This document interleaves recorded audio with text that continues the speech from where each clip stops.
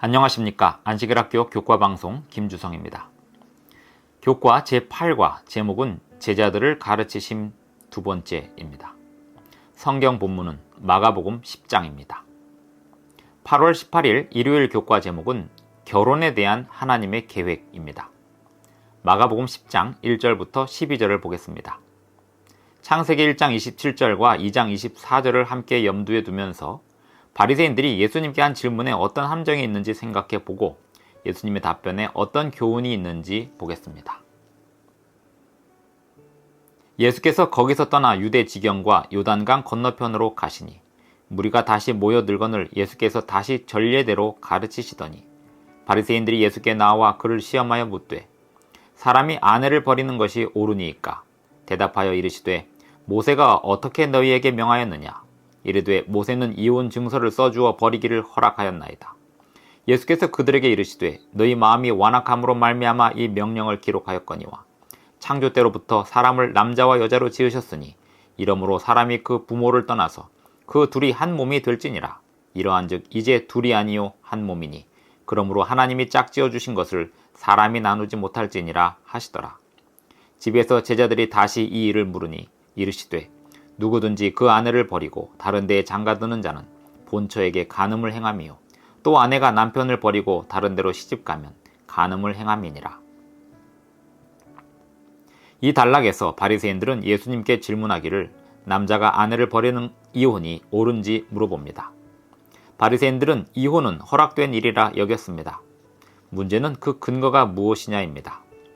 샴마이 하파 바리새인은 제한적인 주장을 했는데 아이가 없는 경우나 물질적 방임, 정서적 방임 또는 결혼 생활의 불성실의 경우에 이혼을 할 수 있다고 했습니다.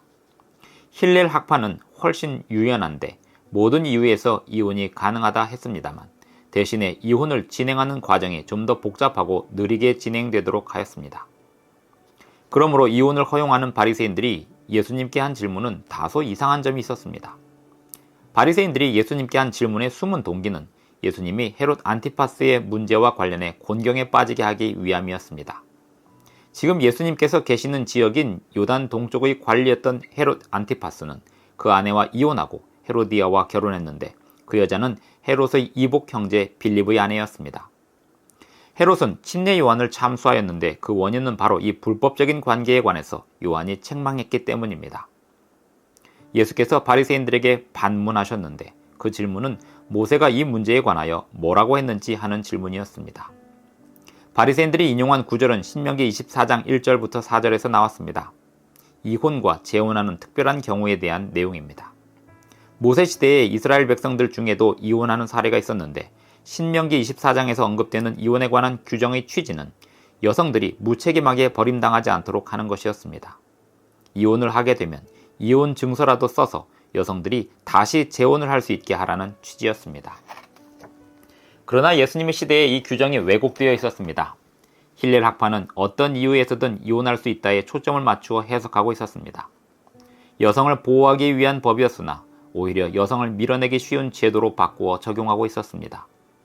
신명기 24장에 대하여 논쟁하기보다 예수님은 창세기 1장 27절에서 언급된 결혼의 본래 이상을 언급하셨습니다. 창조 때 하나님께서 남자와 여자를 만드셨다는 사실입니다. 그리고 이 진리는 창세기 2장 24절의 말씀과 결합되는데 남자가 부모를 떠나 아내와 합하여 두 사람이 한 몸이 됩니다. 이 연합 개념이 결혼 관계를 확인하시는 예수님의 확증의 기초입니다. 하나님께서 합하신 관계를 사람이 쪼갤 수 없다는 것입니다.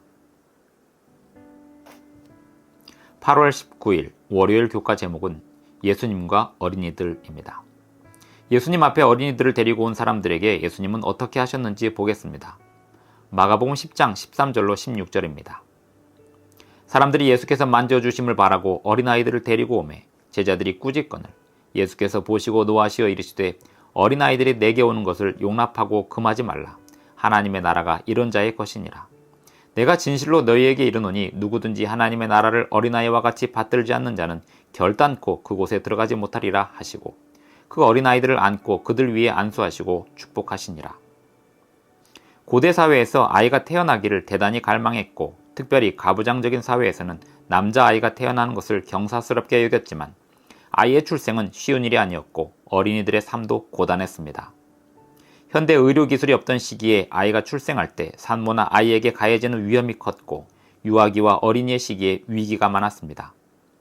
여러 문화권에서 전통 의술이나 부적을 써서 취약계층을 공격하는 병마로부터 보호하려는 시도들을 하곤 했습니다.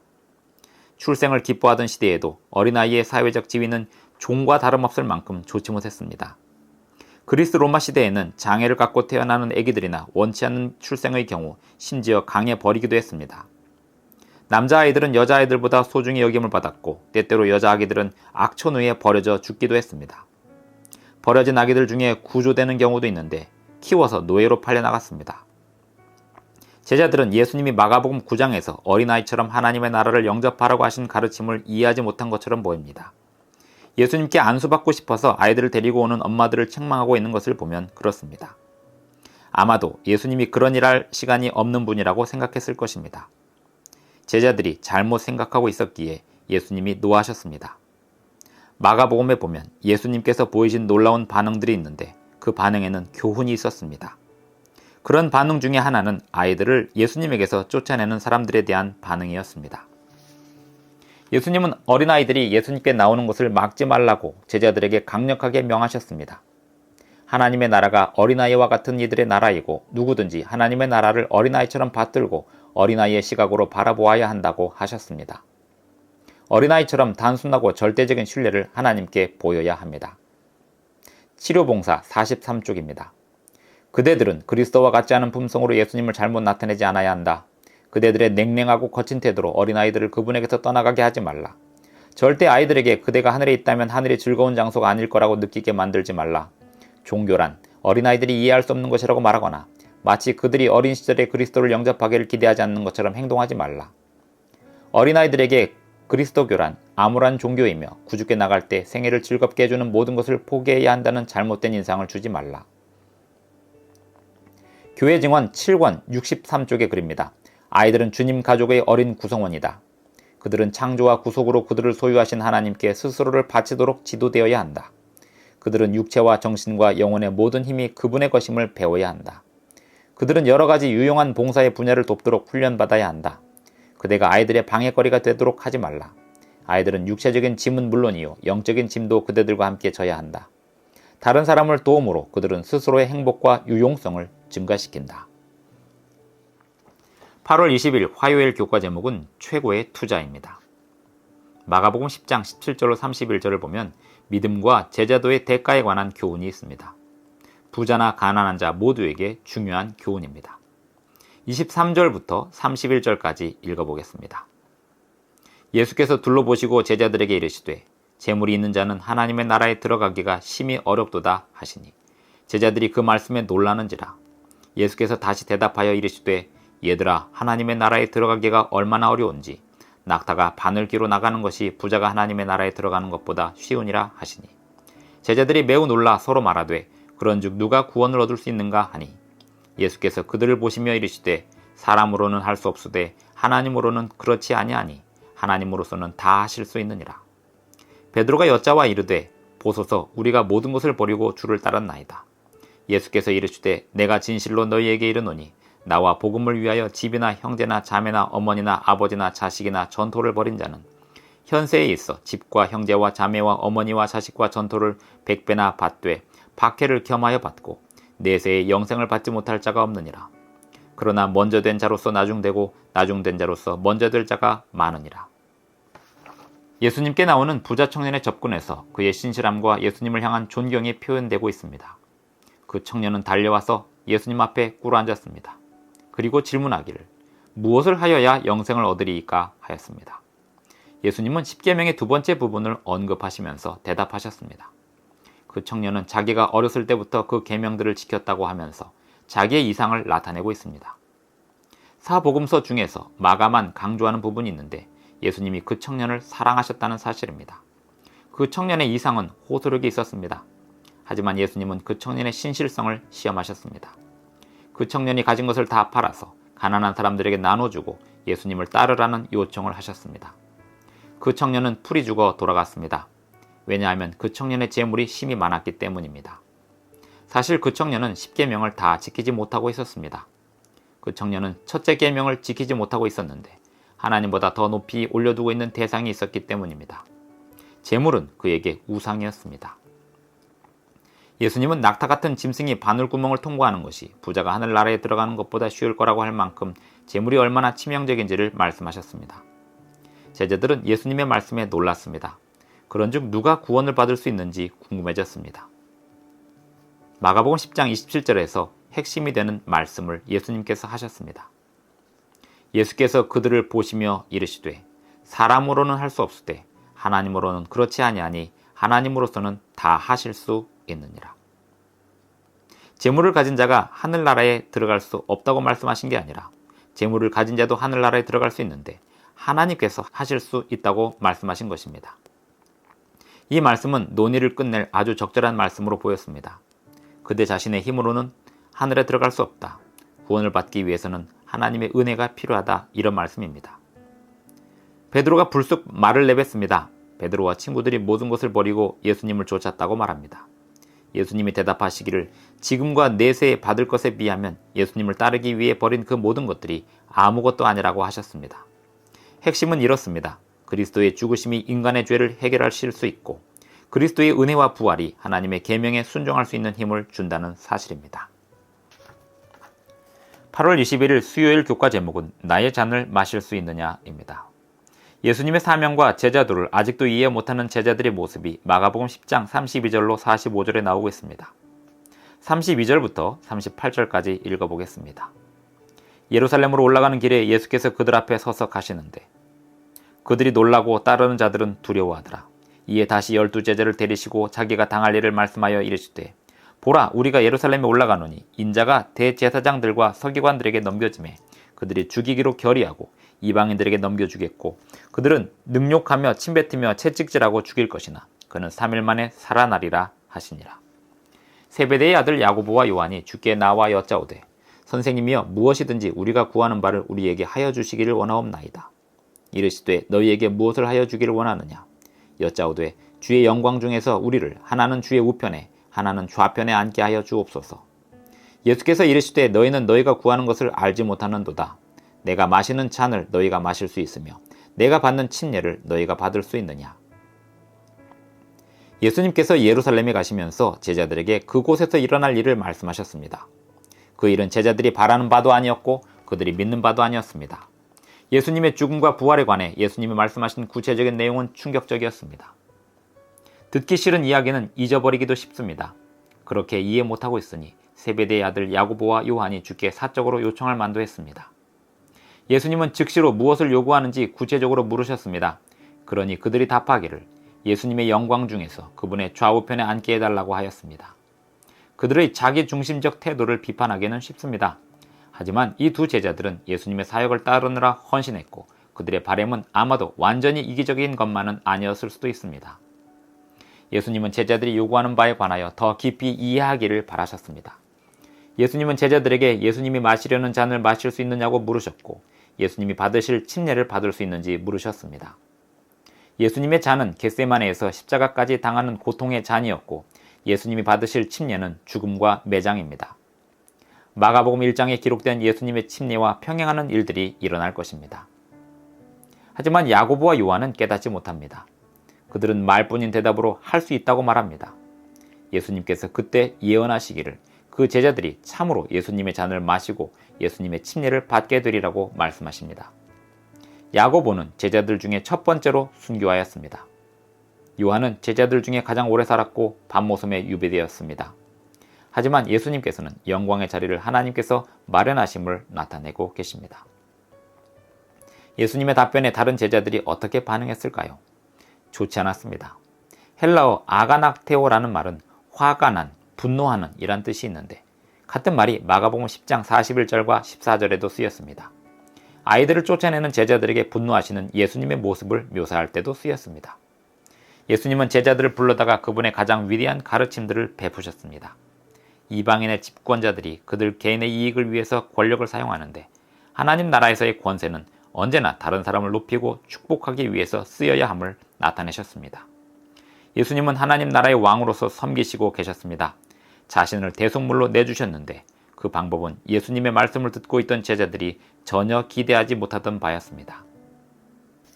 8월 22일 목요일 교과 제목은 내게 무엇을 하여 주기를 원하느냐입니다. 맹인이자 거지였던 바디메오는 예수님이 지나가신다는 이야기를 듣고 어떻게 했는지 보겠습니다. 마가복음 10장 46절로 52절입니다. 그들이 여리고에 이르렀더니 예수께서 제자들과 허다한 무리와 함께 여리고에서 나가실 때에 디메오의 아들인 맹인 거지 바디메오가 길가에 앉았다가 나사렛 예수시란 말을 듣고 소리질러 이르되 다윗의 자손 예수여 나를 불쌍히 여기소서 하거늘 많은 사람이 꾸짖어 잠잠하라 하되 그가 더욱 크게 소리질러 이르되 다윗의 자손이여 나를 불쌍히 여기소서 하는지라. 예수께서 머물러 서서 그를 부르라 하시니 그들이 그 맹인을 부르며 이르되 안심하고 일어나라 그가 너를 부르신다 하매 맹인이 겉옷을 내버리고 뛰어 일어나 예수께 나아오거늘 예수께서 말씀하여 이르시되 내게 무엇을 하여 주기를 원하느냐. 맹인이 이르되 선생님이여 보기를 원하나이다.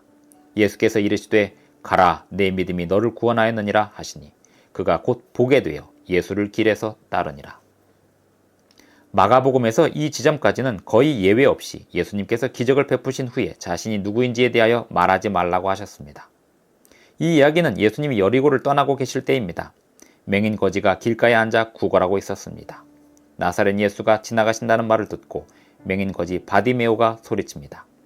다윗의 자손 예수여 나를 불쌍히 여기소서. 계시와 비밀 주제에서 볼 때 군중들이 이 맹인 거지를 향하여 잠잠하라고 하지만 그 시끄러운 거지를 잠잠케 하는 데는 실패하였습니다. 바디메오는 더욱 소리를 질렀습니다. 다윗의 자손이여 나를 불쌍히 여기소서. 바디메오의 말은 예수님이 메시아시라는 고백이고 예수님이 자기를 고쳐주실 수 있다는 확신이었습니다. 예수님 시대의 다윗의 자손이란 타이틀은 두 가지 개념으로 연결되어 있었습니다. 이스라엘의 보좌의 왕이 회복됨과 연결되고 그리고 그 왕은 치료자가 되고 귀신을 쫓아냅니다. 예수님은 걸음을 멈추시고 맹인을 부르십니다. 의미심장하게도 바디메오는 겉옷을 내버리고 예수님께로 뛰어갑니다. 예수님 시대의 맹인들은 사회계층에서 고아와 과부와 더불어 최하위 계층이었습니다. 이들은 가장 빈곤층이고 위험에 노출되곤 하였습니다. 겉옷은 이 맹인에게 보호망이나 다름없었습니다. 겉옷을 버리고 뛰어갔다는 것은 예수님이 고쳐주신다는 믿음의 확신을 말합니다. 예수님은 실망시키지 않으셨습니다. 복음서에서 예수님께 도움을 청하는 사람들은 언제나 도움을 받았습니다. 예수님께서 그 맹인에게 하신 질문은 야고보와 요한에게 하신 질문과도 같았습니다. 내게 무엇을 하여 주기를 원하느냐? 바디메오는 주저함 없이 보기를 원한다고 했습니다. 예수님은 즉시로 보게 해 주셨습니다. 그리고 바디메오는 길에서부터 예수님을 따랐습니다. 이 이야기는 마가복음에서 8장 22절에서 시작된 제자도에 관한 가르침 마지막 부분입니다.